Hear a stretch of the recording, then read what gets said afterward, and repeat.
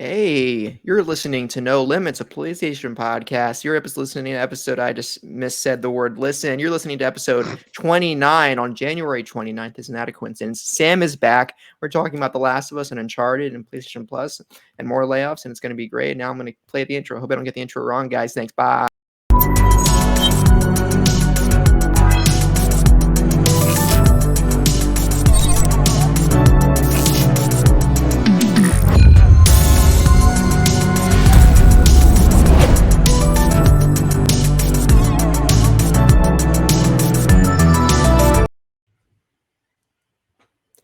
Hello, Internet, and welcome to No Limits, a PlayStation podcast. My name is Taylor, and I'm joined by my co-host, Brianna, and my co-host, Sam.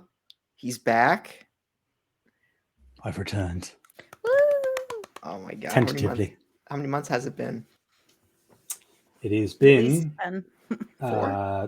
just Three. over, 3. I want to say just about 3 months-ish. Yeah. That feels right. So, yeah, because it was a couple Mm-hmm. of weeks before the surgery that I said I had to take a hiatus. And it's just been over 2 months since the surgery. So 3 months, it's been bliss being away from you guys. And now here I am back in the thick of it. I know. Have you also been taking a break from IGN? Are you still at it? No, I did take a break. There was no way for the first month at least of my recovery that I could do anything, let alone get out of bed and sort myself out, let alone work. But no, over the past what has it been, 2-3 weeks now, I've been doing some light IGN stuff, and starting today, the 29th as of recording, I'm sort of diving properly headfirst back into some stuff, which is exciting, but also going to do it in moderation, going to take it steady. I'm still Better. very much in early recovery, even though I feel relatively good, so we'll see how it goes. Awesome. Hope all goes well with the recovery. Awesome to have you back, man. Thank you. Nice to be back. Yeah. So, I'll save the Patreon pitch for after I ask Bree, how are you doing? I'm doing well. Trying not to panic about leaving the country in a few days. Bree has a trip to Madagascar. I do. No, I'm going to Japan. I keep panicking. I've stopped putting my passport back where it goes, and I just leave it on my desk because I panic so often where my passport is that I just have to be able to see where it is at a glance. Why don't you just staple it to your wall, I should just staple it to my forehead at this point. That's how I just keep looking for it. I stapled my thumb once. It was not fun. That sounds not fun. Why'd you do that? I was trying on purpose? No, unfortunately. When a staple is jammed and you're trying to open up the stapler. When I tried to open up the stapler, I used too much force. My hand pressed down on the bare metal part of the stapler that staples, and my thumb was right there. Oh my God. I had to take it out. There was a little bit of blood. I didn't get a tetanus booster because they said that's for chumps, and I never got tetanus because I'm a man. Thankfully, I didn't get tetanus, and I was okay. I'm glad. I'm glad to hear you're okay. Yeah, I pulled it all by myself. I think I was 15 at the time. I might be the hardest guy around. You did pass out 3 times, but it's okay. No. You can sleep a little bit. Banged my head on the windowsill. Mm-hmm. But I didn't go to the doctor because I'm different. Yeah. Awesome. All right, now I'm going to get into the Patreon pitch. So glad Bree's ready to leave the country because... You were trying to get rid of me? Every day she just texts me saying, Taylor, I didn't have your phone number. How do I text you? In Japan, they have trees. Ooh, look at this. There's so many flaws with your story. First of all, I don't have your phone number. I have one person's phone number. Oh, 2 people in all of Save the Game Media. Actually, Bree told me she's ready to invest in pachinko machines. I didn't say that. That was a good story, though. I appreciate it. Konami. Breaking news. She's going to go by the Sega headquarters and get me a Yakuza hoodie. I mean, I could do that if you really wanted me to. No, it's okay. I can get a Yakuza hoodie from I can get a fake one from like Redbubble or something. Okay. Mhm. All right. Anyway, thank you so much to our patrons. Remember, you can find the video version of this podcast over on youtube.com/SaveTheGameMedia every Tuesday. And while you're over there, make sure to subscribe to the channel. If you'd rather listen to audio, we're on all your favorite podcast services and would love if you could give us a review. It helps us grow. We would love any feedback. If you want to support us and get early access to all Save the Game Media content, head over to patreon.com/SaveTheGameMedia and choose the tier that's right for you, just like our current patrons did. Bucky Blue, Hopple, Alpaca Tom, Aman, Fabulous Brianna, Brianna's mom, Brianna's brother, Brianna's wife, Anna Hudock, Nikolai at Night, Cypher Primus, Brendan Myers, Marcus O'Neill, Lillian, Mimi J, Snack Network, David Hotright, Dave Harp, and our newest patron, the Xbox Expansion Pass, Luke Lord. Thank you so much for subscribing. I guess you're probably listening to X Talk, considering Sam just turned yellow and turned into Norman Reedus for a second. That's crazy. I'm cosplaying as Baby for this episode. That's what I'm doing. I'm playing as Baby from the esteemed game Metal Gear Solid 4. And That is the game. yeah, awesome. Not Death Stranding. Thank you so much to the patrons. Death Stranding. Yeah. Death Stranding D's. Right, who's played that? Ah, dear. So please go over to patreon.com/SaveTheGameMedia once again, guys. And check out us in the Discord. We talk there and we grill Kevin at every turn. And Kevin made me so mad this week. Oh yeah, and this week Kevin told Bree that Harry Potter isn't real, and she got really mad. No, he told me that more flavor means that food is more delicious, and I said, Kevin, that's not how food works. More flavor. I mean, sometimes it does. Yeah, sometimes, yeah, but then I told him to put an entire container of garlic salt in something, and he said, that's not a seasoning. And I was like, okay, well, do it anyways. And he's like, it won't make a difference. Well, like, yeah, I see what you mean. Like, more flavor on like a piece of food that's really dried out, it still sucks. But yeah, and there's also such thing as too much flavor. Yeah, I guess. Anyways, come in the Discord to watch Kevin drive me crazy, I guess. What has too much flavor? Not Kevin's food, I'll tell you that. It's not. You're deflecting. What food that you consume has too much flavor? I mean, I don't want to call anyone out, but somebody in this household sometimes puts too much salt on stuff. Like, okay. Put soy sauce and then also put salt. If it tastes salty, it's too much salt, unless it's a pretzel. Yeah, so that happens all the time. So yeah, I would say that that's way too much for me. But I usually, when I cook, I think this is the problem most people have. Under seasoning your food when you're cooking from scratch is a big something you have to wrestle with, or like knowing what is the optimal amount of salt. It just comes with experience when you're cooking. Like, yeah. And anyway, this isn't a cooking podcast. This is a PlayStation podcast. So, start with Sam. What have you been playing recently? Not a whole lot, as one might imagine. I can't really stay in one place unless it's this special adjustable bed. I can't stay in anything else apart from that for too long. So by that nature, I can't really play anything. And I'm not really a fan of short bursts of things. I prefer, if I'm going to play something, I prefer to sit down and do a bit of a session. That being said, I am working very close now towards my 200th platinum trophy. Which game? TBD. TBD. Okay. Could very well be inadvertently a thing that I am maybe or maybe not beginning to work on. I think I know what it is. I have actually set myself a challenge that could still come about depending on where things land in terms of, because I'm on 198 at the minute, so I've got 2 left to go to reach the 200. So depending on which order I hit these couple of things will determine which one is the 200. But I've actually tried, and I'm about 50% complete on doing Crash 4. It's a hard one. It is appallingly difficult. Yes. I went in knowing that it was going to be appallingly difficult, but it was even more appallingly difficult Look at you. than I could have even possibly guessed. And this is coming from somebody who has platinumed the other 3 Crash games from the Insane trilogy. And I thought those were tough. And this is just a whole different level. So I've been playing a little bit of that. I wrapped up playing through Far Cry Primal, just because that's probably one of the better Far Cries for me, just because the Far Cry with guns is a bit generic to me. It's a Ubisoft open world, whereas at least Primal had a little bit of something different. And then I haven't actually started yet because it's currently installing, hence why you are not seeing my TV screen.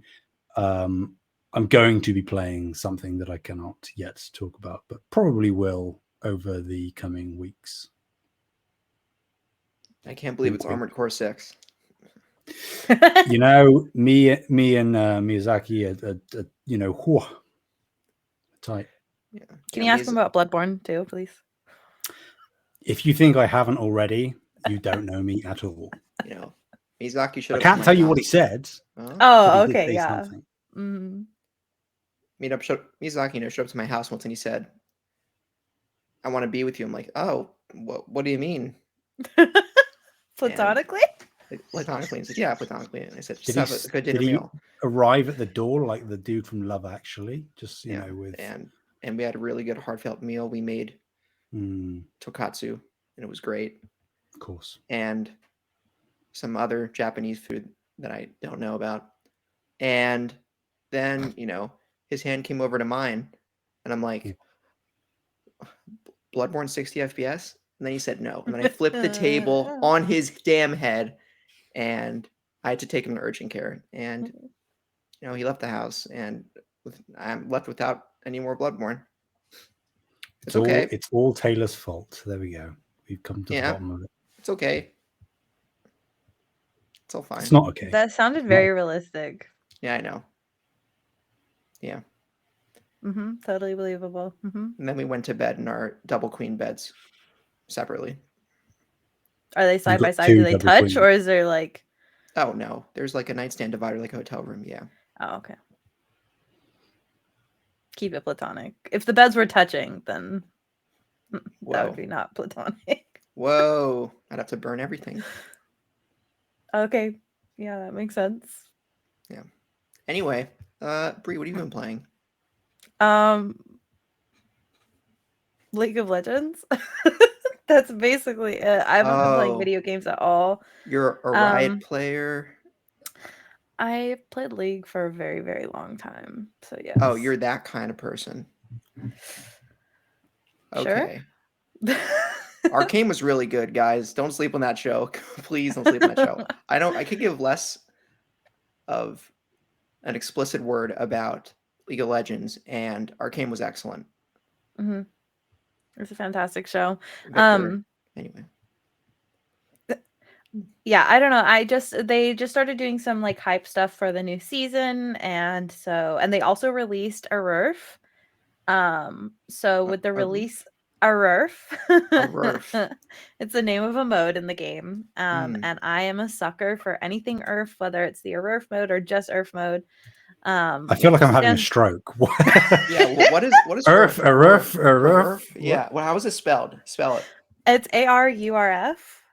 And it's so ERF stands for Ultra Rapid Fire Mode. Just a little League of Legends. Just a little bit of League of Legends thing. There was a joke. I guess there was a rumor that there was going to be a new champion called ERF. And they were like hyping it up, and they did all this lore and stuff about it, but it actually was released on April 1st.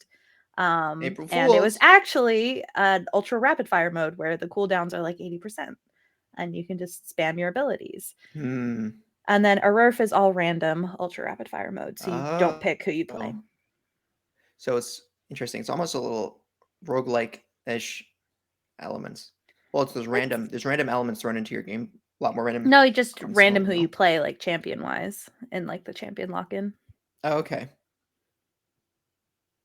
Nice. Yeah. So I love that mode because you can just sit and spam your abilities, and like There's a character named Lux. Her ultimate is already on like a 27-second cooldown normally. So like with the 80%, you're firing like a giant laser beam across them. Is it 27-second cooldown? I assume a relatively long cooldown in that game. That's a relatively low cooldown. I'd say ultimates are usually around 90 seconds to sometimes longer, depending on what it is. Maybe 60 seconds, depends on how powerful their ultimate is. Okay. There you go. Yeah, I've been playing League. That's all I've been playing. Other than that, I've been watching TV. House of Cards. Sam and I are fighting about House of Cards right now. That if it's a good show or something about Spacey? No, he told me something that was totally not true. What's her name? Robin Wright is the actress's name, right? Mm-hmm. Yep. Robin Wright is awesome. She is. He made me think, I'm not even going to spoil the show for people just in case. I know it's forever old, but he made me think there was a character going to be around for a long time, and then the character died. And I was like, okay. I'll put in the chat. Just tell me this is the character who I think it is. Wait, actually no, because then if it's not, then I just spoiled the show for you. Never mind. Yeah. All right. Yeah. So I'll ask Sam separately if it was his character. Was devastated by this yeah. and shocked, and I had to like sit up in bed because my heart was pounding. Like I just run a mile or something. I don't know. Yeah. When this So that's what I've been doing. Yeah. Because it was so like random, and plus I had believed that she would be around for a few seasons. I'm almost positive I know who this character is, and I didn't see much of the show, but I think I know who this is. Big Sam, size. I'm gonna DM you live and just ask you if this is the character. Okay. That's what I've been up to and playing. While you're doing that, Taylor, what have you been playing and watching and all that? So, all right, Sam, I just asked you. That was the one, yeah. I figured. Yeah, sorry, Bree. Anyway, okay, Sam's the one that needs to be sorry. Yeah. I will not apologize. So I haven't been playing anything. Everything's dismantled because I'm getting ready to move. Mm-hmm. Although I want to play my Switch. My Switch is right here. I want to start Luigi's Mansion 3. I haven't because I'm a sussy baka, and you know, I just haven't played Luigi's Mansion 3. But I wanted to also get Arceus. I haven't got Arceus. I didn't play more of Infinite Warfare, which I played last week. So not much. TV wise, yes, I watched most of it with my parents last night. We're gonna finish it today. Emily the Criminal with Aubrey Plaza. It's a good movie so far. It came out on Netflix. I never saw Aubrey act in a dramatic role, but I think she's acting very well in this movie so far. And I didn't know her natural hair color was brunette because my only experience watching her was on Community. Okay. Yeah. Fair. Yeah. So sounds fun. So yeah. I can't stop now thinking about how cringe it was when I said sussy. But here we are.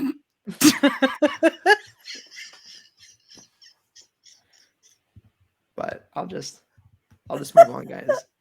I'm not editing that one out. I'm not editing it out. I'm not a loser. Anyway, we're getting into the news, guys. Commit to it, Taylor. Just commit. And we have Bree, I need your plushie for this one. It starts with an L. Hold on, I got a whole array of plushies. I know she has to move around the leather and the whips, and there we go. Okay. We have a leek, guys, and Bree's holding up a plushie of a leek. You know, the leek used for leek soup and other fun leek. Is a root vegetable, correct? It's like an onion, kind of. I don't know. Onions are roots, aren't they? I don't know what they are. I don't know. It's a leek. You guys know what a leek is. If you don't know what a leek is, L-E-E-K. Look it up. Find it on I don't know, Bing or wherever you search. Ew. Okay. Don't use Bing. Why was that the first thing you went to?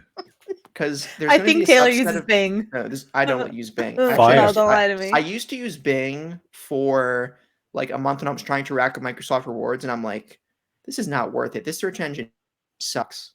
Then I switched off of it.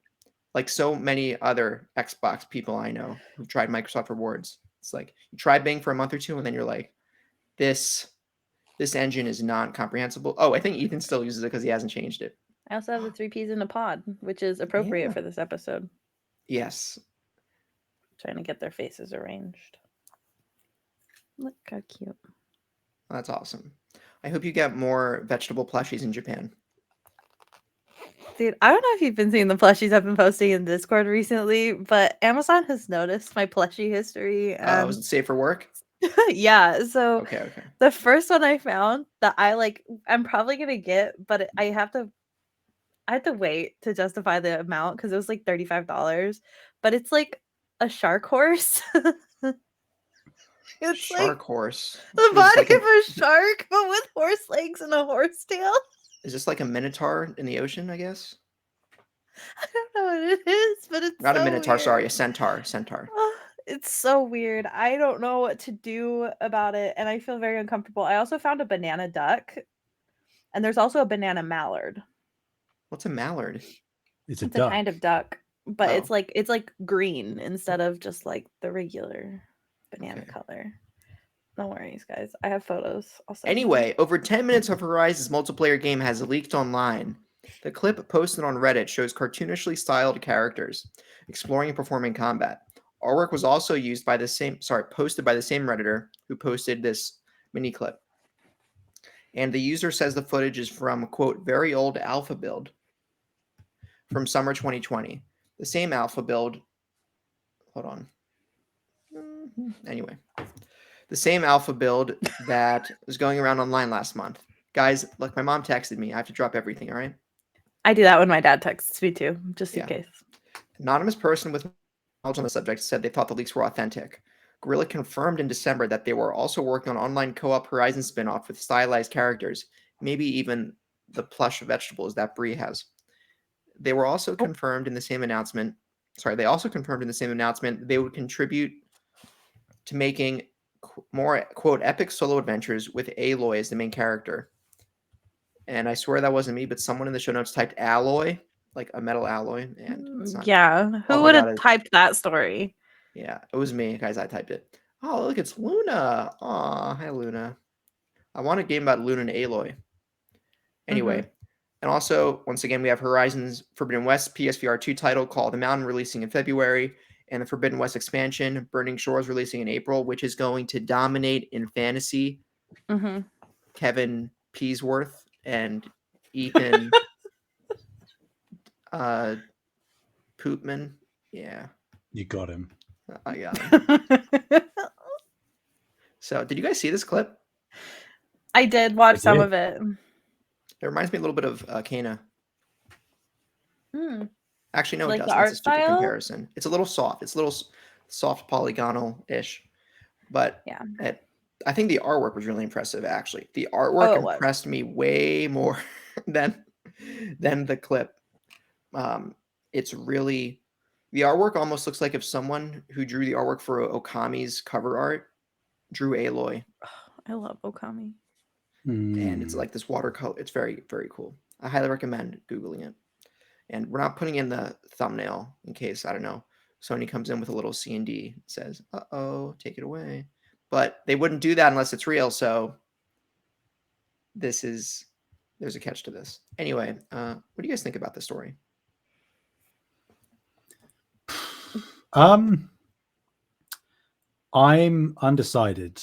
I think, historically said that I'm not like a Monster Hunter guy or anything. I think if anything has the chance to get me into it, it's this, where there is a pre-established like lore that I'm already invested in. I'm not a big multiplayer guy either, and I assume that this is like specifically tailored to multiplayer. I'm not even sure that there is a solo mode intended. There might be with AI potentially, but then you're kind of defeating the purpose.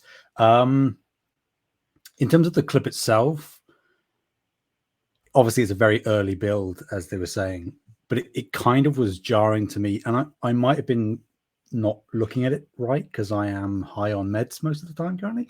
But from what I could tell, the characters were stylized, but the world itself was still very high def Horizon as it usually is. Am I right there? Yeah, you're correct. So I don't know if that's the intention, to keep it that way, where just the characters are stylized and then the world itself is still the same, because that would require a lot of switching out assets and textures and whatnot. If they were to make the world and the robots and everything stylized the same way, but I don't know, it looked kind of jarring to me. They liked probably were what I using saw. pre-made assets just for that part, That's what I was especially with assuming, the that build. They're probably because working on it's like a gameplay and dev stuff. build where they just have used that as an example environment. But yeah, like if the rest of the world is going to look the same way that the characters do, I think that they've made an excellent choice to go with that, because I think there's only been 2 Horizon games currently. I mean, we're getting Call of the Mountain next month on PSVR and whatnot, but to me, it does kind of feel like, because Forbidden West was such an iterative sequel, it kind of feels like there's a little bit of staleness brewing with the franchise. I love it. Like I adore both Horizon games. I think there's tons of potential in the IP. I'm looking forward to the show, everything. But I feel like, especially with the third game, they really need to push the boundary, and I'm sure that they will. I think that they will. But to have this be completely different in terms of artistic style, I think that's a really smart choice to sort of differentiate it. So say that, yes, it's still in the same world, but this is whole new experience where even if you have gone through 100% of the other 2 games, you're not just going to feel like you're playing more Horizon. It is going to look and feel like a different game. So hopefully they nail it. I think they will. Nice. What do you think, Bree? So one thing I wanted to point out from like what Sam was saying was with Monster Hunter, there is a solo mode technically. So you can hunt with other people, but basically what you do is you just take hunts on your own, and the monster that you're hunting scales with difficulty depending on like how many people you have in terms of like health and stuff like that. So they might do something like that so you still can experience it solo, but then you can also jump into hunts with other people. Or they might just do their own thing where it's like strictly multiplayer, you have to be playing with other people. It just depends, I guess, what they're doing. So yeah, in terms of like the actual leak, I'm very excited about this. I think it looks fantastic, especially knowing that this build was like 2 years old. You have to imagine like how much time and like how many people have been working on this for 2 years. Like it has to be in a completely different place and a much better place, because I was already impressed with this like 2020 build. So there's no way. Also, I want to say like there's no way that this is fake in my opinion, because like it's too specific. Who would have spent this much time? Like there's just too much here that I just really feel like this has to be authentic. But I guess there's always a chance. But yeah, I'm looking forward to this multiplayer game. I love Monster Hunter. So looking forward to it. Taylor? Nice. How do you feel? I'm kind of indifferent if it wasn't obvious. I saw the video, saw the art. The art was great. I still haven't mega. What's the word? Mega disqualification from being a PlayStation host alert. I still haven't played any Horizon game in my life. I got Zero Dawn from the Play at Home initiative from PlayStation for free, completely free, the complete edition. Haven't played that. Haven't played Forbidden West. I need to finish Ghost of Tsushima first before I play Horizon. I have to do that. I'm in Act 3 of Ghost. I'm about to hit Act 3. So anyway, I thought this was okay. I think I would have been more excited if I was invested in Horizon's combat. Yeah, it seems Monster Hunter-esque, which isn't necessarily a bad direction to go with the game when it comes to, with a spin-off game, because just proven by Monster Hunter's success with Capcom, cooperative hunting and fighting, even World of Warcraft, it works in video games and it's fun for the players. So it's cool that Horizon's getting that. The stylized characters, at least from this alpha build, look a little rough to me. I hope they're crisped up by the time this comes out. I would love to see if I don't know, that watercolor art style from that artwork that I saw somehow make it into the game. But yeah, this is a little interesting, and I'm interested to see how Call of the Mountain and Burning Shores turns out in the immediate. Do you think, thinking about this being a build from a couple of years ago, 3 years ago now, I guess, close to, when do you think this is coming? Because it's got to be a lot further along now. 2024. My guess would be next year. year. Yeah, end of this year at the very earliest, but considering like if they're wanting to build like a game, like an in-depth game with like a bunch of like monsters you can hunt, like and stuff like that. I don't know. Like I would imagine next year, maybe 2025, but that feels like pushing it. I think it depends on when the Netflix show comes out. Next year.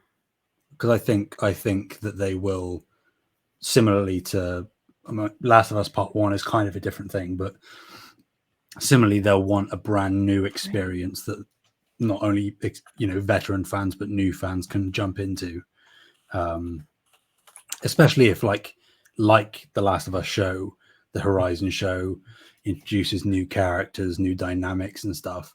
That is something that can then be perfectly capitalized on in a multiplayer game, where you can sort of take your pick of all of these different heroes or whatever from the Horizon universe. I would bet that they just do character customization. That's at least what Monster Hunter does. Yeah, so that you can still hang out with those characters and like story. That's fair. I mean, either way, like it just means that even if you aren't playing as them, they can implement the characters from the Horizon show into the game as NPCs or whatever. Like there can still be that cross-media synergy there. So no official release date. Some guesses are saying by end of 2023 for the TV show, but that sounds too early to me. Yeah.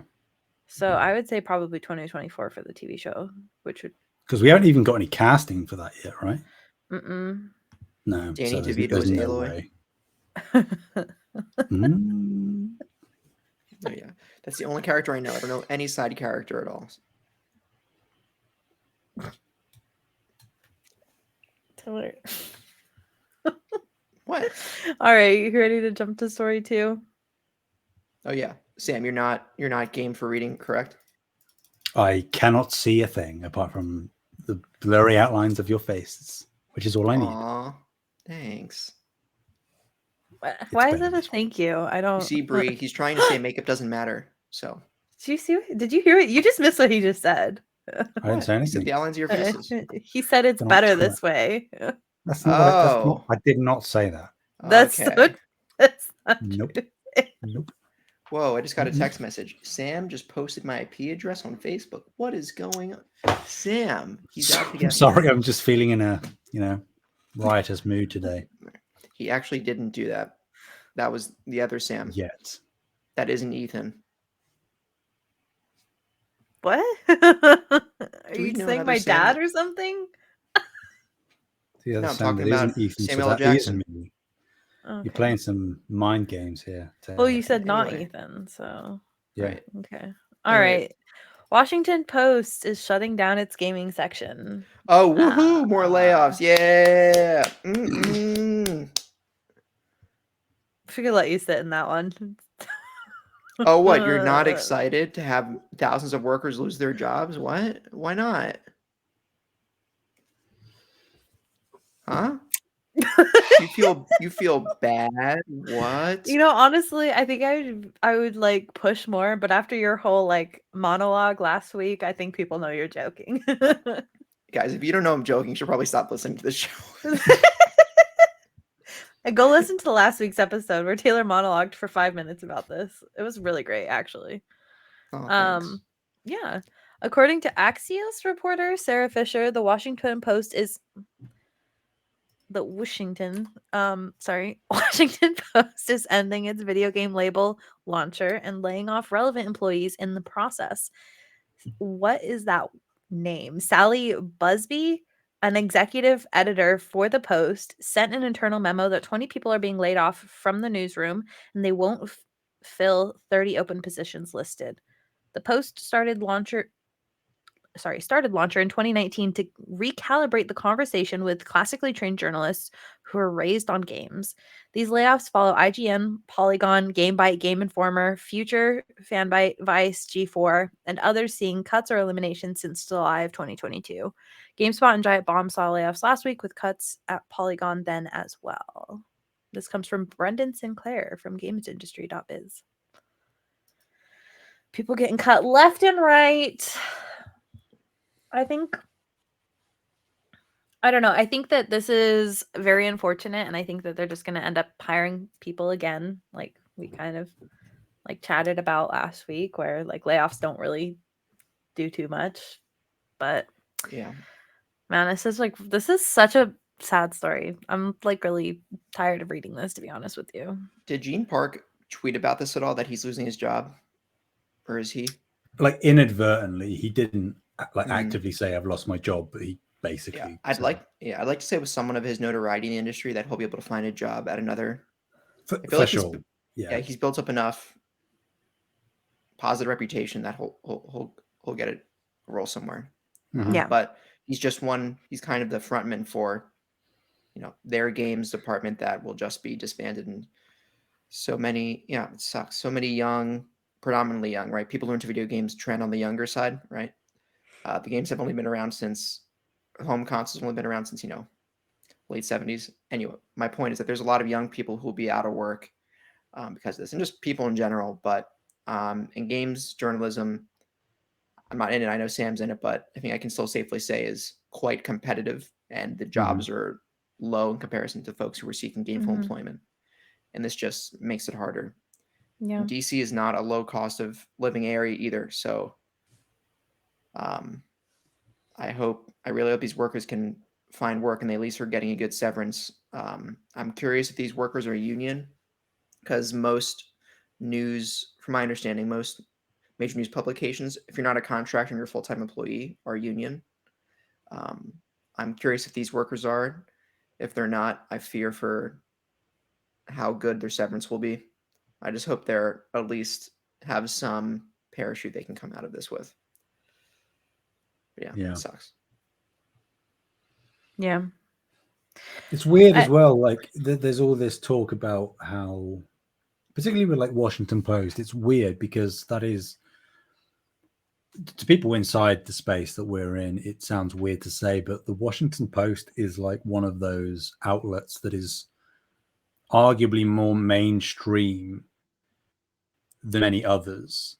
IGN is big and well, I was going to say like Polygon is, but not really. No. The amount of people who follow games compared to the amount of people who read general news that's a very small ratio, right? Precisely. So Washington Post is a mainstream news publication that other games websites just occupy this little section of the internet, which isn't a lot of people. Exactly. Compared to that.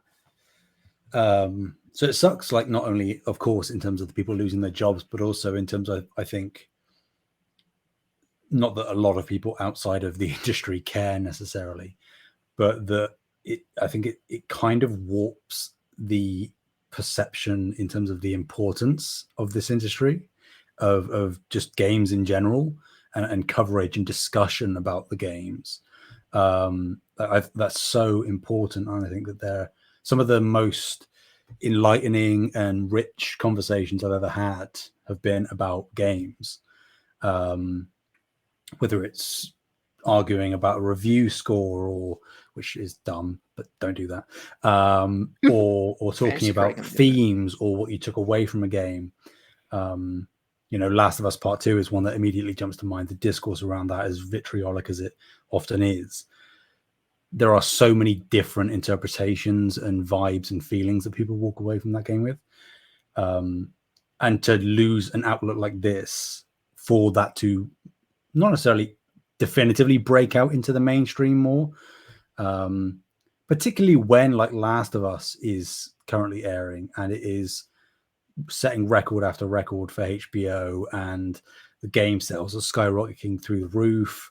coming out of the pandemic, which had like Animal Crossing blow up everywhere. It's just weird. I know that there's like practically a recession going on globally, but it's still weird. And I know it's not limited to the video game industry, because there are tech people suffering across the world, and just any industry, I guess. I'm not going to limit it. It's just weird that this industry in particular, just in terms of coverage, is suffering seemingly more so than most. Don't want to generalize too much there, but it's weird.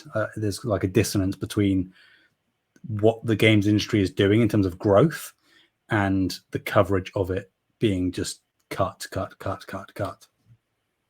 Depressing. Yeah, it really is. I think that there's almost like a weird like back and forth with video games, where people will be like, oh, the video games industry is dying, and then the video games industry is continuously like selling more and more and more and more. Guys. But like there's still that weird mentality where it's like No. this industry isn't around to stay and Yes, stuff it like is. that. It's just but games that I industry- understand it is, but like there's like that weird mentality, right? I think here's how it is for a lot. I think corporate sectors, at least video games, is growing exponentially, for the record. But the industry, the video game industry, will be just fine. You as the worker, I don't know. That's how it is across many different industries now, and games are included. The amount of revenue games generate is off the charts. Just look at how much money Candy Crush makes, guys, off of microtransactions, or Fortnite off of V-Bucks, and it's games. But the gaming budget over $100 million, over $200 million. I mean, that should give you a sense of scale. The games industry is nowhere close to getting out. But when workers lose their jobs, the games, you can make the argument, stable employment in the games industry is going down. The industry will be just fine, but you as the worker, it's always a question. It's never been stable though. I guess nothing truly is. There's certain companies that are stable in the games industry, but even those companies will lay off employees all the time. Right. So So focus on the cycle of a specific game you're working on, right? Unless if you have like a great job, like, Alana Pierce landed Sony Santa Monica as a writer, maybe that's one of the more secure positions available. But if you're a, QA tester, let alone if you're a contractor, who knows? It's even less sure. So the industry's built on the back of contractors and a lot of hourly folks doing QA and things like that outside of the senior development staff. Mm-hmm. All right. Yeah. Let's move to the next one, Taylor, because okay, I don't think right, there's anything that's going to make that more happy. Yeah. On a small note, Switchback VR, a game from Supermassive Games, who have made the Dark Pictures anthology. They made Until Dawn, right? Mm-hmm. Famous for that, The Quarry. Switchback VR has been delayed.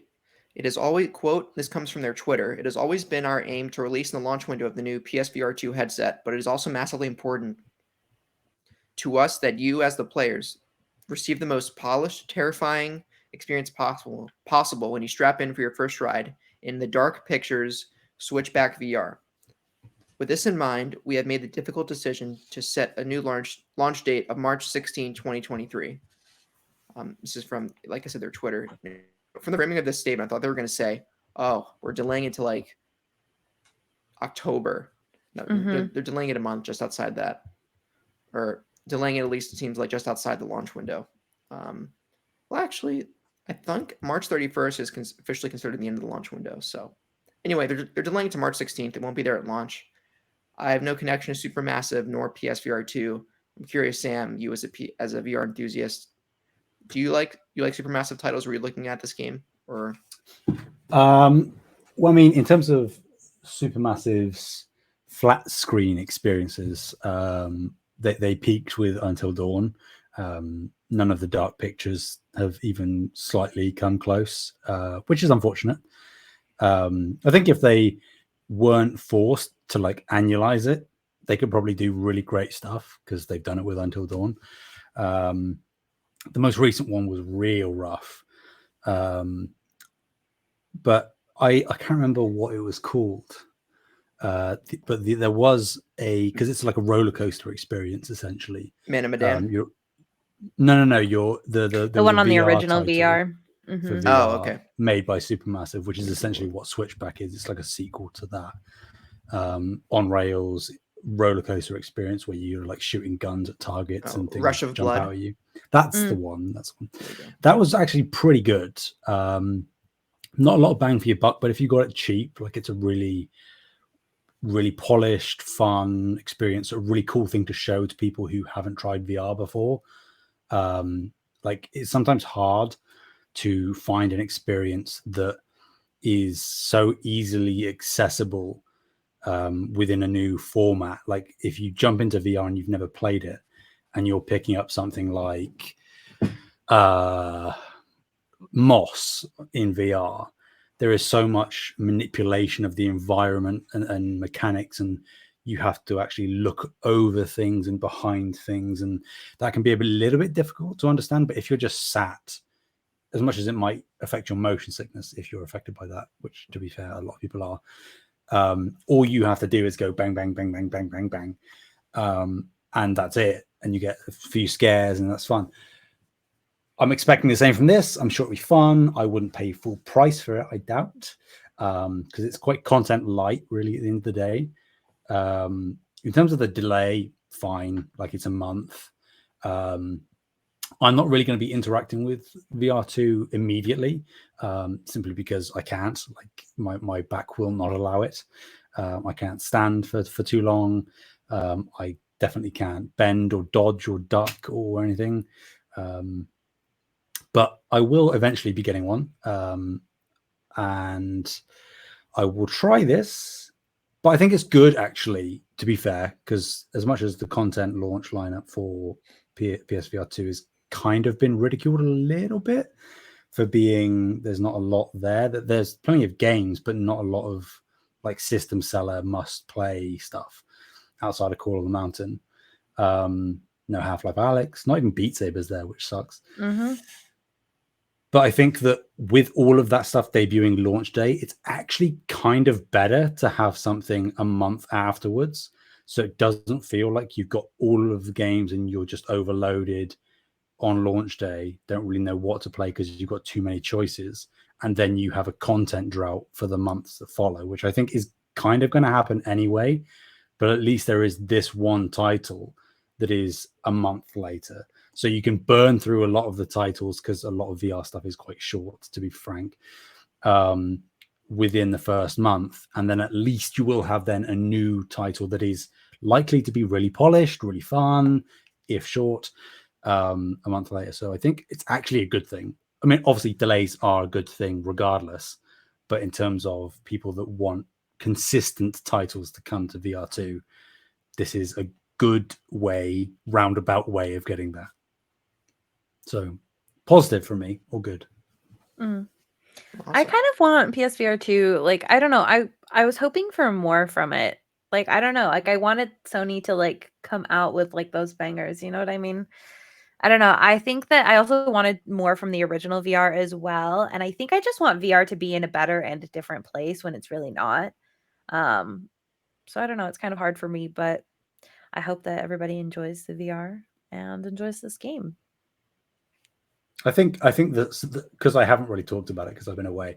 I think the defining thing that will determine the success of PSVR 2, outside of the usual consistency of new titles to play, is exactly how much first party support it receives. Because the whole selling point of PlayStation really is first party titles. Mm-hmm. AAA, high quality first Premium party titles. Yeah. And as much as VR is, of course, a different medium, if you will, or format within games, and you have to approach it a very different way, I still think that the people inherently that are going to be getting VR2 are people that enjoy PlayStation and PlayStation titles. Right. It's an enthusiast product on So top it's of like a premium product line. Exactly. If you're going to create a product like VR2 for a niche audience that is already within your specifically tailored audience, you need to double down on the things that audience already loves. It's a really good point. So obviously we've got Call of the Mountain, which has Gorilla's involvement. If I'm not seeing like some God of War type experience from Santa Monica, something from Naughty Dog, maybe like I would absolutely die if Sucker Punch were like, we're bringing back Infamous and it's a first-person superhero simulator. Bring back Resistance as an FPS on VR. That can work very well. Like there are so many ripe opportunities. Do a new Sly Cooper game that is still like third person as you from the perspective of the old Sly Cooper games, but you can actively look around all of the environments in VR the same way that you play Moss or Astrobot Rescue Mission. Not that you guys have played that because it's obviously on the VR 1 now. That's weird to say. But like make it integral to the game design. There's so many things that they can do specifically with first party. And if they don't do that, if it is just AA, second/third party stuff, it's not going to be enough. To be fair, I do have a VR. I do have a PSVR, but it is in my closet. And I don't know how to set it up, so it will stay in the closet. Don't you need a PS4? Is it compatible with the PS5? Don't you need a PS4 to set it up? No, you can play it on PS5. It's the exact same setup, but you do have to request for free, like an adapter that plugs into the thing. And they have to ship you an adapter? Yeah, for free. Okay. I guess that's better than like just saying it's not going to work on PS5, but it is. Of course, and it's there. Yeah, it's definitely their cost to bear, really. Yeah, exactly. Yeah, I have the OG one before they like updated it and thinned the hardware and stuff. Oh, that's even worse. Or it has like 14 different wires. It's like a whole thick VCR. It's very heavy. Very heavy. It's very clunky, but I'm glad I have it. It's just I don't really know how to set it up, and I have not spent the energy to figure it out. But I do have one. Yeah, take that, naysayers. All right. Viewership is up for the second episode of The Last of Us. Woo! The Last of Us is that is a weird sentence. Second week, viewership jumped up to 5.7 million viewers last Sunday, an increase of 22%, about 1 million more viewers than week 1.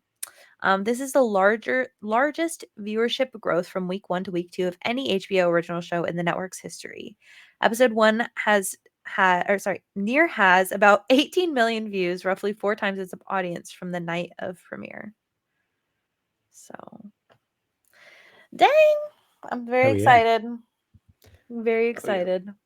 We'll save the mini review for the second episode for the end of the show. But I thought it was an improvement over the first. That's all I'll say for now. Really?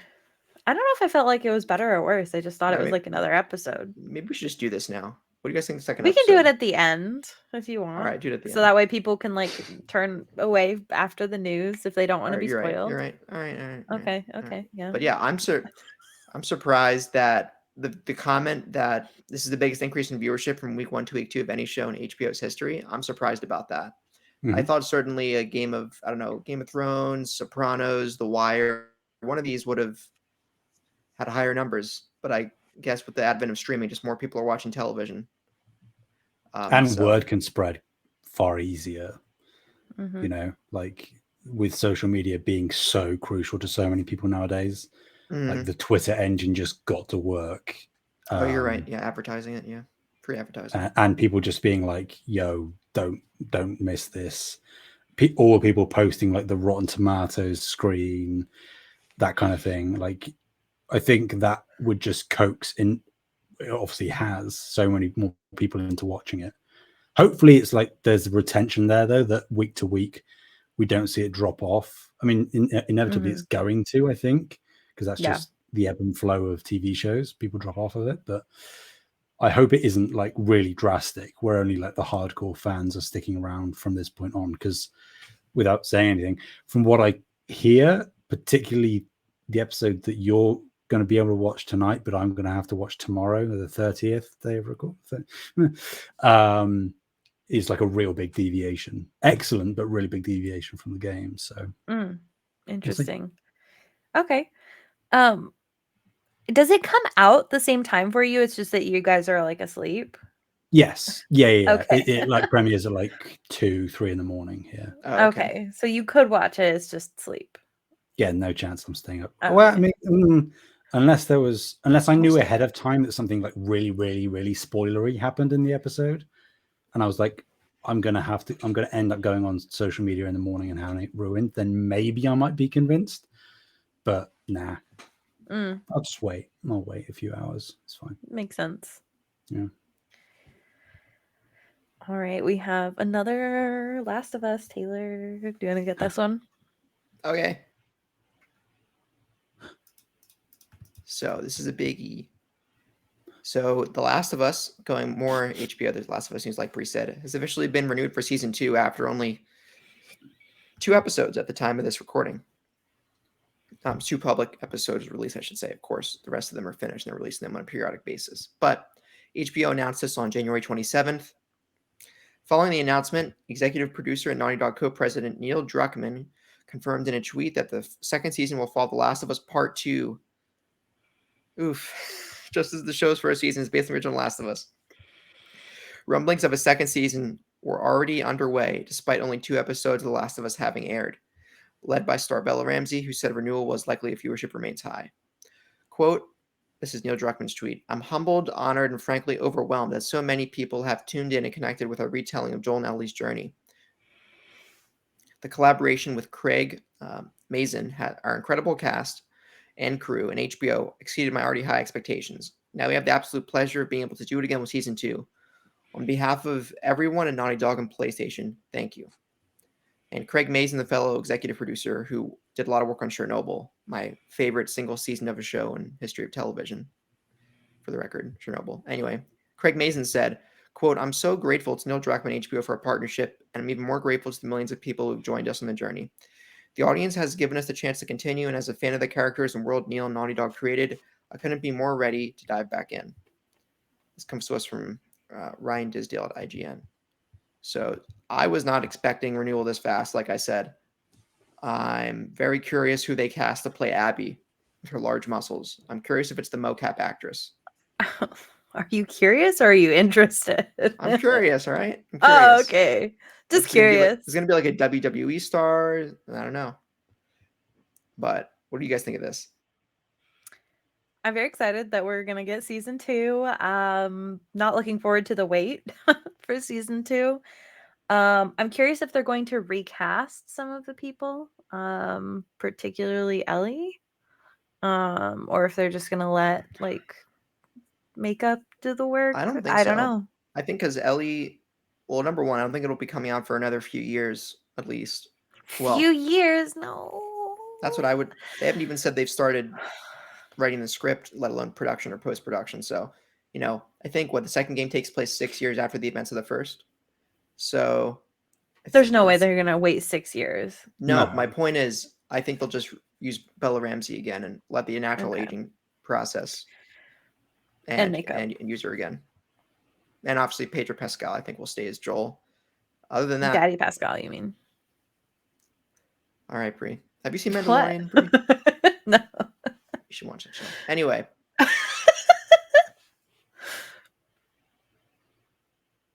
What? All right, we head into the next one, dude. All of these notes are killing me. Is everyone said their piece? Okay. Well, okay. you got really quiet, so I was like, "Am I supposed to be going somewhere?" I don't know. Anyone have anything else to add about the show?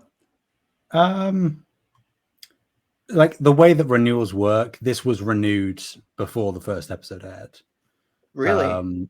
Yeah. They just didn't publicly announce it? Yeah, networks typically, obviously, they get screeners of all the episodes before anything goes live so that they can review it and give it the green light. They will have renewed it before the first episode debuted. And then it was just a matter of when they announce the renewal. Right. Because they could have held off right until the finale, because that typically is an episode that draws in a lot of viewers, even if they haven't been consistently watching, because it's all available to binge. Right. and then they'll announce a renewal. But obviously, because the response has been so positive, and so many people have been watching, they just got, whilst the iron is really, really hot, just in case it does taper off a little bit from this point forward, they've gone, yeah, it's more is coming. And then that typically entices people to stick around because they know that they'll need to stay up to date in order to watch the next season, whenever it comes. Right. But no, I mean, it's great to see. Like I expected it to come. I don't know how you could really do one and then not do two now that part two exists. Obviously there is a reality where the show was terrible, but then we would have never heard about it being renewed or not anyway. I don't expect them to recast anyone. I'm kind of with you there, Taylor. And I also, this has been percolating online, but I'm of the same mind that part two will be split into 2 seasons. I think there will be 2.5 times as long as the first game. I think there will be a season 2 and a season 3.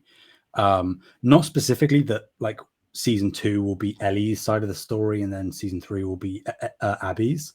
I don't think they're going to do that, because I think if you mess with the format of the game and the order in which things are shown to you, it loses so much of the impact. And obviously there's a difference in medium, but I still think that the point of a lot and the point and the poignancy of a lot of late game scenes in part 2 just won't work if you get things chronologically from one side then chronologically from the other. I still think that we'll have the scene, without going into too many spoilers, I guess, just in case, of where Abby and Ellie meet in the theater. I still think that we'll get that around the same point that we got it in the game, and then we'll cut to Abby's perspective. I still think that those kind of switches back and forth will happen. But I think that gives enough time to let Bella Ramsey age up a little bit. I think it's fine because she is like about 20 years old now currently. Yeah, she has a bit of a baby face, but I think she's like 19, 20. Yeah, so like give it a few years. It's maybe she will have aged up a little bit. I can always add, and even if she hasn't, like I still think it's fine. Yeah, because it's not like she is underage playing somebody of an older age. She technically, by the time this season comes out, be older than Ellie is in the game.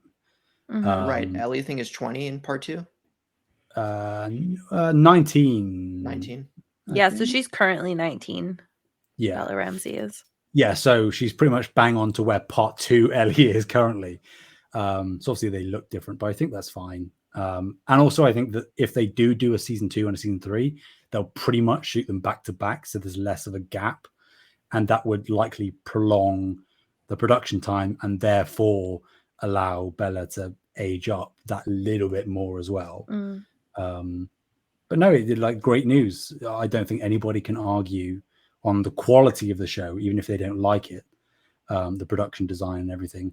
And just to get more like appointment television where it is something that pretty much everybody is talking about. Everyone is watching week to week, speculating, excited for the next thing. You don't get that too often, or anything of this caliber anyway. So really, really positive news for once. I'm so happy that the show is great and that they didn't just totally fumble it, and we're getting more, and it's all good things. Maybe we can have nice things. I'll watch it. I'll watch all of it. I'm a glutton for good media adaptations to other forms of media, including games to shows. Hell yeah. It's now dinner time on Sunday nights for my family. We invited like my dad's friends over. Right. And 6 Pacific, right? That's 6, yeah. There you go. Yeah, 9 Eastern. Well, actually, I'll be in your time zone soon, Bree. So you're not eating dinner whilst you're watching it, though, right? Because all of we are. I do. The tenderly stuff doesn't like mess with you food wise. I've watched Walking Dead eating meals. I'm kind of impervious to it at this point. That's a fair point. You got me there, Taylor. You got me there. we always eat dinner while we watch TV. So yeah, same thing. Like it's Fine. just Fair enough. Yeah. I rescind my comment. Okay. every once in a while it'll get me, and I'll like be like, oh, but for the most part, my dad's girlfriend will be like, "Can I look yet?" Because she'll like look away. That's and my I'm mom like, does. I'm like sometimes. Rosa, don't look, and then she like looks. And I'm like, I'm like, I told you. I just want to prank her once to be like, look, and then it's infected tendrils going to another person's like ear, and you're like, look, it's fine, everything's. They're just cleaning out their earwax. Yeah. It's like a Q-tip. What do you guys watch when The Last of Us isn't on? You said you only. Oh, like the during TV. dinner. I was like, is Yeah. this like a So segue then- to something? No, that when The I'm Last of Us isn't missing? on, what do you guys watch when you eat? Is it like reruns of The Office? Is it? I Well, love The Office. so they hadn't seen The Office before, so I made them watch The Office when I first moved in. We watched the yeah. whole thing. They were very upset with me about it. They were like, "This show is so terrible." Sometimes I'm like, I "It's love great." it. I don't know what you're talking about. I think it's better than the British Office. Sorry, Sam. It is. It is. I can't It's do not anything you. about it, so I'm just gonna have to accept it. I Yeah. disagree, for the record. But it's okay. Whoa! You can't disagree because it's just truth. Actually, I need Let's to not get rewatch into it. nationalism on this podcast, okay? Okay. Internationalism. In terms of like what we watch, we have like a bunch of shows that we watch. Right now we're watching so I've already seen Jujutsu Kaisen. Obviously I have a tattoo you guys watch anime from together. Jujutsu Kaisen. But Rosa hasn't seen it yet, so we're watching that with her. We're also watching Spy Family, season 1 part 2. Watching Made in Abyss. We watch a lot of anime, and then we watch a lot of I'm a huge fan of cartoons, so I made them watch like all of Steven Universe. Stuff like that. Cool. Yeah. Sweet. That's what we do. All right, Bree, bring us home with our last story here. Okay, sounds good. You better not You undo that right now, sir. Okay. We leave a bunch of comments in the document for people because you guys can't see the document, and there's a huge comment here that's like thick with a bunch of C's, and Taylor tried to delete it. Anyways. Naughty Dog says they have moved on from Uncharted and could do the same with The Last of Us. Neil Druckmann told BuzzFeed that if the studio can come up with a compelling story for Part 3 and is passionate about the project, it will make it. If not, it might decide to move on from the series. Quote, I know there's a bunch of people wondering about The Last of Us Part 3 and whether that will be a thing or not. All I could say is at Naughty Dog, we're very, very privileged that our publisher is Sony, which means Sony funds our game, supports us, and we're owned by Sony. They've supported us every step of the way to follow our passions, meaning that just because something is successful, people think that there's all this pressure that we have to make a sequel. That's not the case. For us, Uncharted was insanely successful. Uncharted 4 was one of our best-selling games, and we're able to put our final brushstroke on that story and say we're done. We're moving on. Likewise, with The Last of Us, it's up to us whether we want to continue it or not.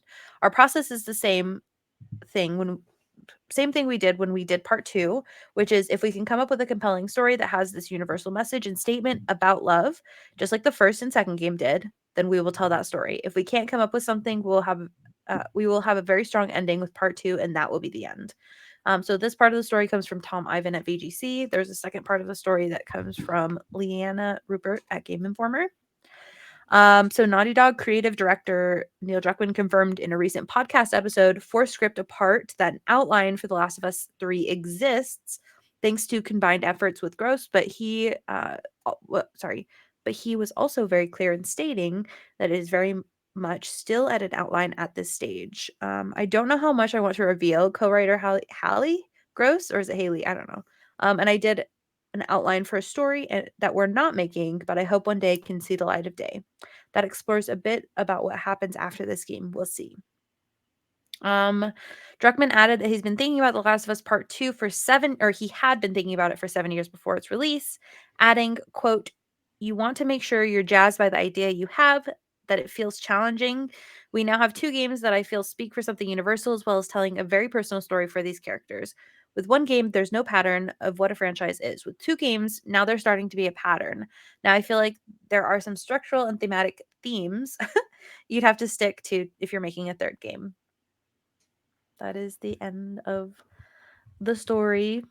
I am very interested to see like what they would do with like the third game in terms of like theme.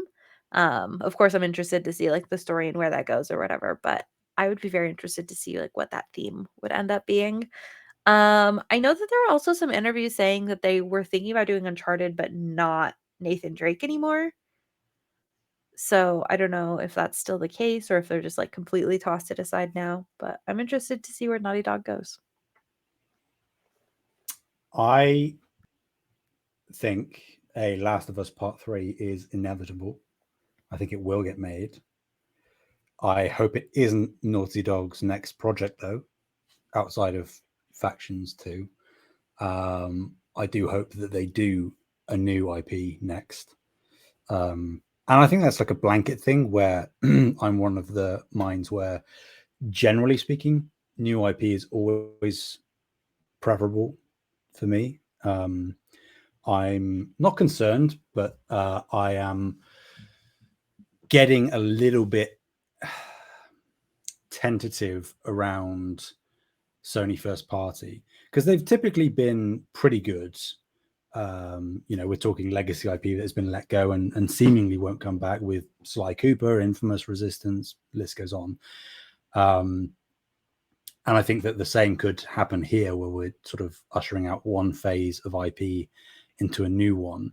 But I think there is a reality that exists where first party Sony falls into the trap of Insomniac makes Spider-Man sequels and Naughty Dog makes a new Uncharted, and then that becomes a series.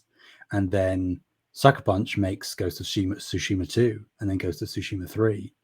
And then, I mean, Bend is kind of different because they tried Days Gone and then that's not continuing.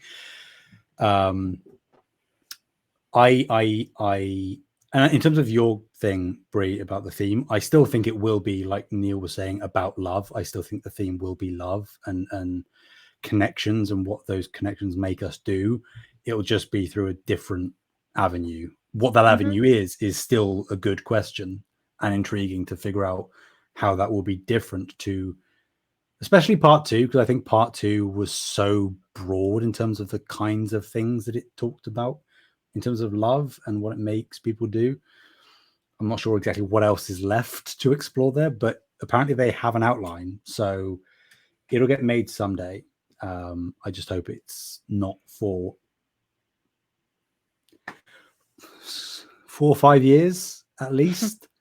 I think Neil Druckmann wants a break as well. Like, not that he's necessarily going to be actively phased by all of the vitriol around part 2, but I just think that not that Naughty Dog care about the controversy that their games have been getting as of late. I just think that a new IP is a way to not only widen their portfolio and to just do something fresh and exciting and interesting, but also it just is that little bit of breathing room where they can come back. Because I think otherwise we're going to get into overload of Last of Us, and that's the last thing I want. I don't want this IP to just be milked to death, run into the ground with the HBO show, season 2, Factions 2, part 1, part 3, if it gets made.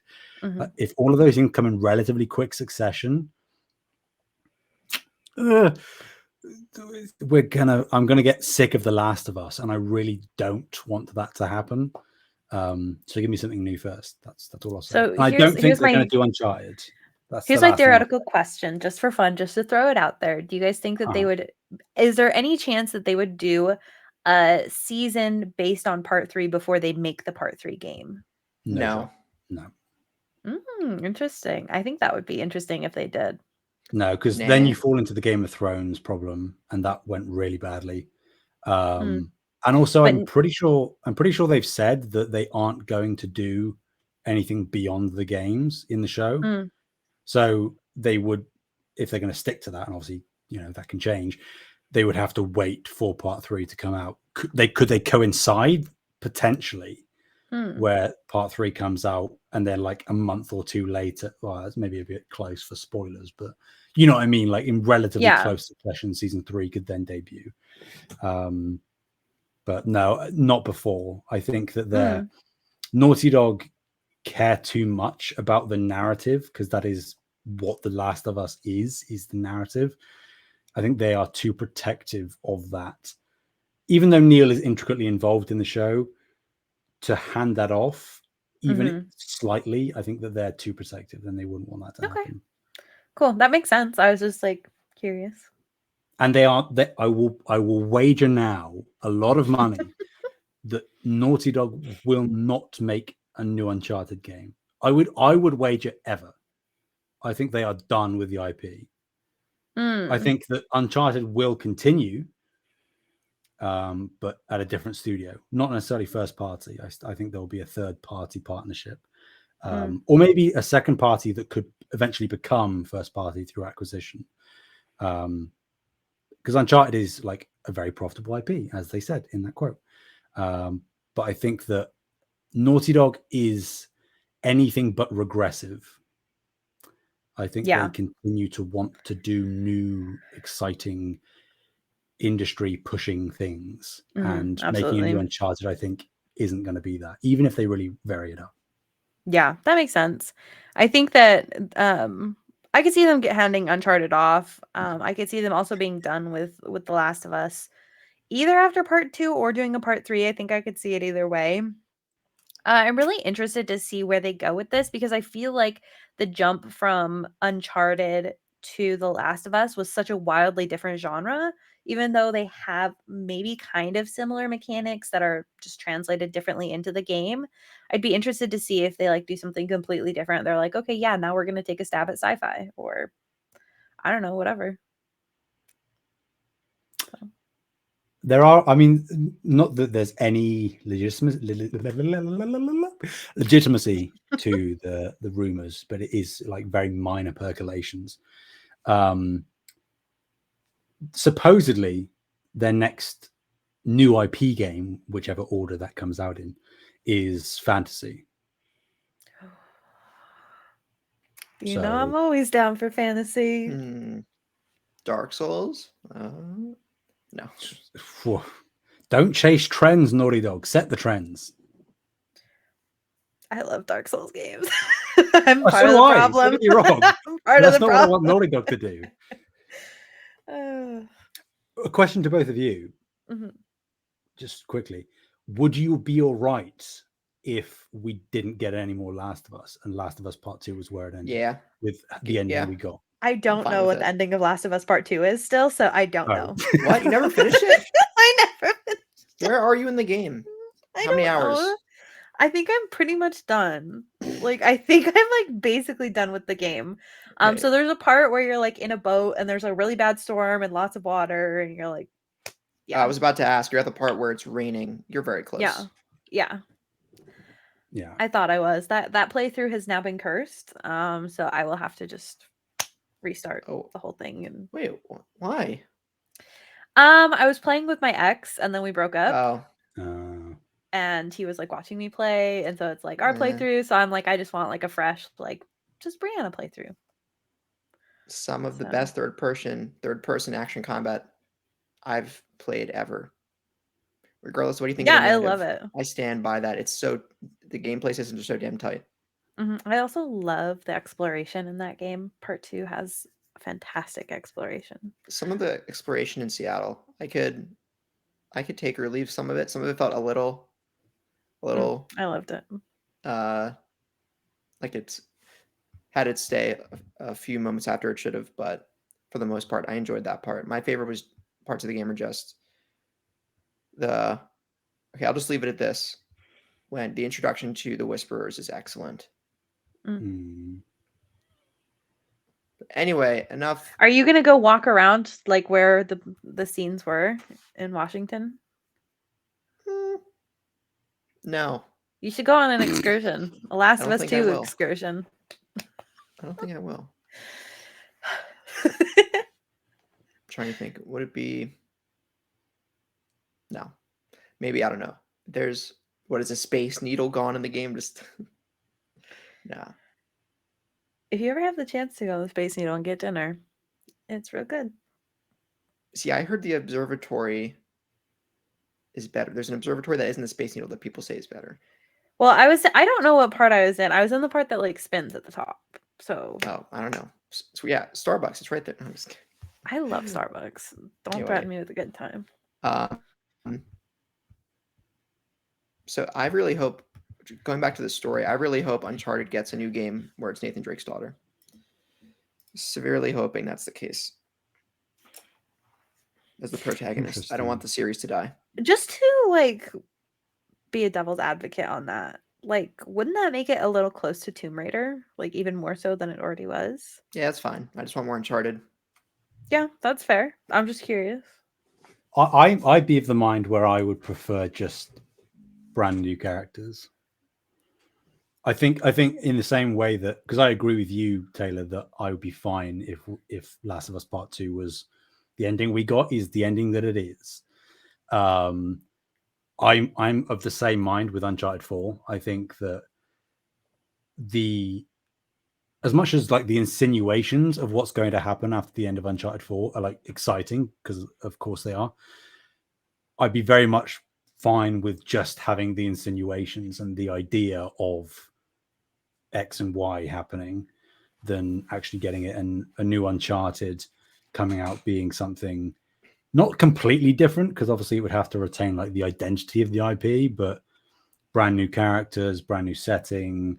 I don't know what different mechanics they'd introduce. I'm not going to try and spitball that because that's stupid. They should like do the thing where they are following Dark like Souls Nathan Drake's Uncharted stuff. Yes, let's do that. Dark Souls everything. Hell yeah. Dark Souls Second Son. Oh my god, that's too far. Stop. All right. Anyway, this morning, like a few hours ago, we got some leaks. More leaks. Where's my link? Sorry, hold on. Get your leak. Yeah. We have leaked It's a little PS Plus Essential floppy. games. PS Plus Essential tier games that are supposed to be added on February 7th. And I think this is a solid lineup. I'm surprised it's also this many games if these are all going to the Essential tier at once. All the Ollie World for PS4 and PS5. Mafia Definitive Edition for PS4, which I actually been wanting to play. So I'm glad that's coming if it's true. Evil Dead the game for PS4 and PS5, and the Destiny 2 Beyond Light DLC for PS4 and PS5. And in some regions, other titles might replace Mafia Definitive Edition. This was leaked by a leaker on Twitter named Bill, or their tag is Bill Coon. Again, this is a leak. This is a rumor, so take it with a grain of salt. But if true, I think it's a really solid lineup for the Essential tier. Maybe one of the best Essential lineups in quite a few months.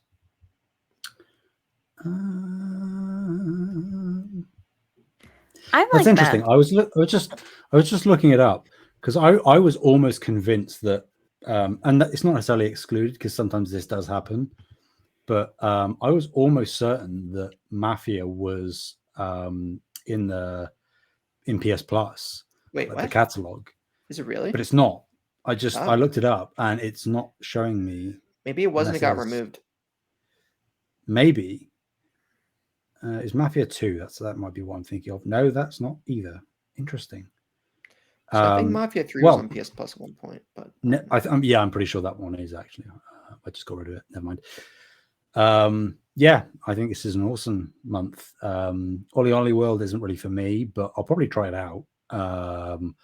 Mafia, like you, Taylor, I played Mafia 2, loved it back in the day. Put a lot of hours into that on Steam. I haven't played them, but I want to play them. Yeah. I've never played the original, so good option for me to jump in, similar to you. Evil Dead, don't care.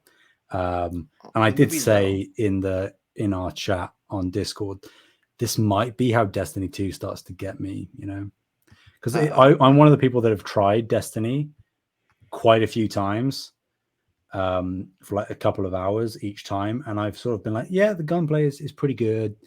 I like the setting and stuff, but it's so much convoluted stuff and things are locked off. But if they're now like there's only one DLC that's being brought in here, but it's the most recent one outside of Lightfall coming up. Maybe, now that Sony own Bungie, maybe Lightfall could launch on premium. You never know. A day one launch. That's a for the little new too easy. expansion. Mm-hmm. I Sam know wants Sony like their money, but hey, if they are going to have like, and also I guess technically they don't want to do that kind of thing when the Activision Blizzard argument is going on, I suppose. But that We don't discuss that here. there's the potential Right. there for something really cool now that Sony and Bungie are sort of in bed together.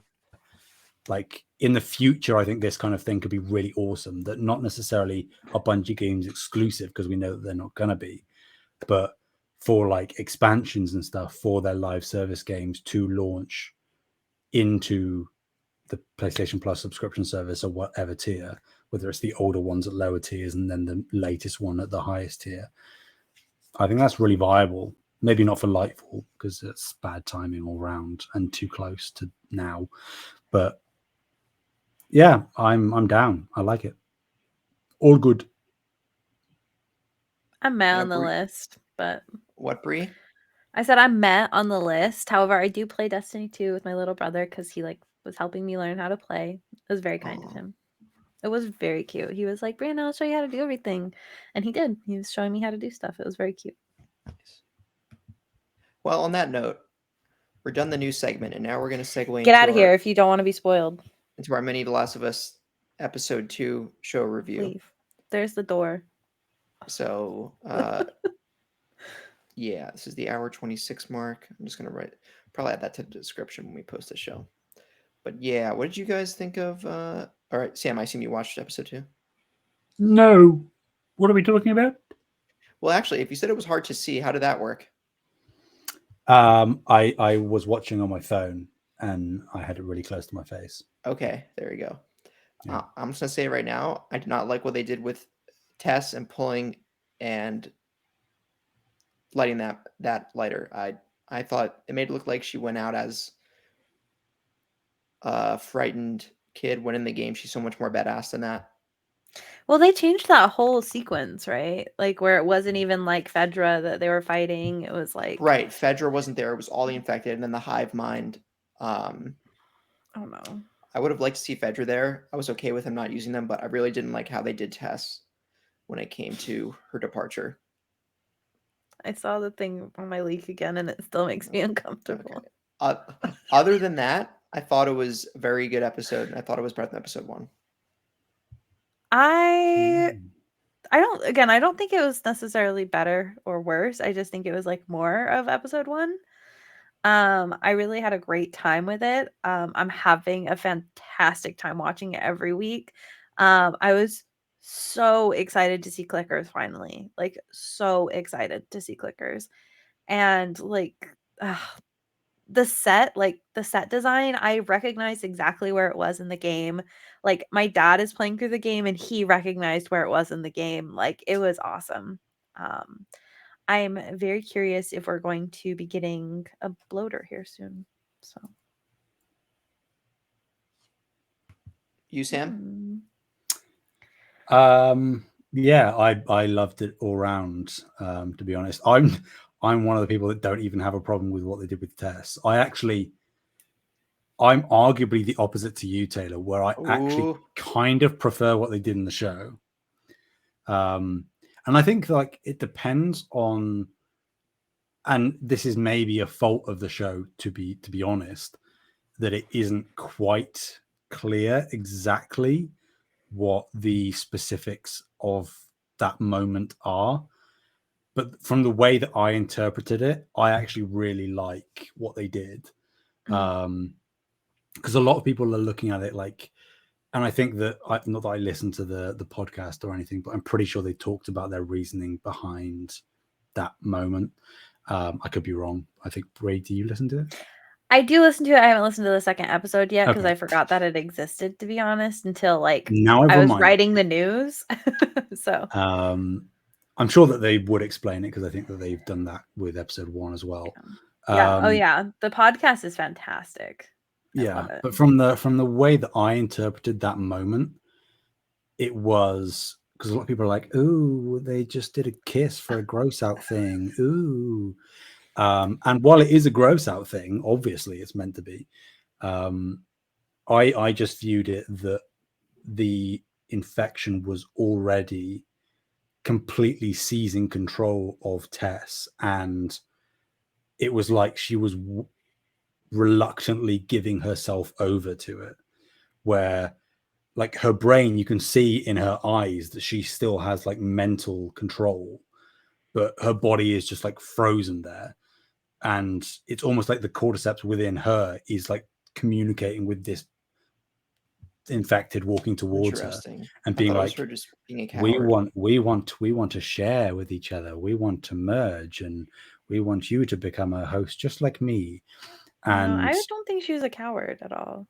no, I think quite the opposite, where because I think me and Bree were talking about it, how when she grabs Ellie's arm and does the whole this is effing real Joel thing, directly like a second after that line, like her arm twitches and she pulls it back behind her really quickly. So it's like there is suggestions in that scene that it is already like the physical symptoms are already taking hold of her, and like people read it that she's just like frozen fear and that makes her look weak. I think it's the opposite, where like the cordyceps was already practically fully in control of her brain, which is how the fungus works. It keeps you alive but seizes control of like your motor functions and stuff. Yeah. Or like last act of rebellion is like just lighting the precisely lighter. But she actually had the mental fortitude and resilience to get that last little thing out before she was fully done for, I think. And I agree with like Fedra would have been cool, like her going out the same way she did in the game. That was cool in the game. It would have been cool in the show. But for the changes that they've made to the infection in the show, I think it made it really quite impactful, as long as you perceive it that way. And that's a criticism that I have, that I took that away. But from the discourse that I've seen online and from when I spoke to Bree about it, it's like maybe that was the intention. I'll check out the episode, the podcast, to see if that was what they were going for. And if that was what they were going for, I don't think it was done clearly enough, because there is that kind of misread of the situation. I'm not going to say misread because I might be wrong, but you're like just reading way too far into it. there's a dilution there, I think, of what exactly is going on in that moment, where you can read it so many different ways. And if that's the intention, that's fine. But if you were aiming for something specific, whether it's your interpretation or mine, you didn't make it clear either way, which is a failure to an extent. But great otherwise. I really liked it. Was this episode, right, where they had the exposition in Jakarta? Yeah. Was that yeah, I really like that. Adding some extra world building that wasn't in part one, especially in a place, that wasn't the United States. For a second, when she was examining the body, I thought the hole in that corpse's head was where, I don't know, some tendrils were going to come out of, and it was going to take hold of the doctor. I didn't realize it was a bullet hole until they said she was shot in the head. But I really like that scene. And I see what you guys are saying about, if the infection was actually seizing up Tess. I guess we'll never know, but looking back on it, maybe they wanted to keep it. Maybe the podcast will lend some answers to it. I'll listen and I'll let you guys know. Okay. How ambiguous that was or wasn't. I also Bella Ramsey's Ellie is growing on me a lot. I'm getting used to her pretty quick. Her mannerisms and how she speaks and her cadence is all matches up to how Ellie is in the game. Just her face needed a little bit for me getting used to from Ellie's motion capture in the first and second game. But I think she's doing a real solid job. Her and Pedro Pascal are unsurprisingly stealing the show. I did think Tess was well acted. I'm very. Oh wait, wasn't it confirmed that the actor who plays Ron Swanson is going to be playing Bill in the show? Yeah, I'm really excited to see his performance. That'll be fun. You don't have long to wait. Oh, in episode 3, okay. Yeah, that's what it seems like, at least pacing. In the game, right? And then someone following the game, Joel will be lassoed up in a rope and shooting upside down. I guess you'll find out tonight, and I'll find out tomorrow morning. I was gonna say, I guess you won't find out tonight. Yeah. Well, yeah. All right. I think we can skip Limitless for this time. We've kind of taken over Limitless as Last of Us review. We've but gone long enough for now. Yeah. So with that said, thank you all so much for listening. You can find us on youtube.com/savethegamemedia. And again, don't forget to check out our Discord where we talk all the time. Links in the show notes. And where can people find you, Sam? Oh, I haven't done this in so long. Yeah. People can find me on Twitter at Samini. That's HEANEY. Awesome. How about you, Bree? At Fabulous Brianna on most social medias. It's FABULISTBREANNA. Yeah, real easy. Just spell really quickly. Yeah. I've spelled it so many times, and you can also find the link. If you use an I instead of an E in Brianna's name, she will come through the screen and tell you not to do that. No, it's only if you pronounce it as Brianna instead of Brianna. Okay. That's when I get Actually, I think I've fell victim to that before. You have, and it's okay. I'm not actually mad. It's not okay.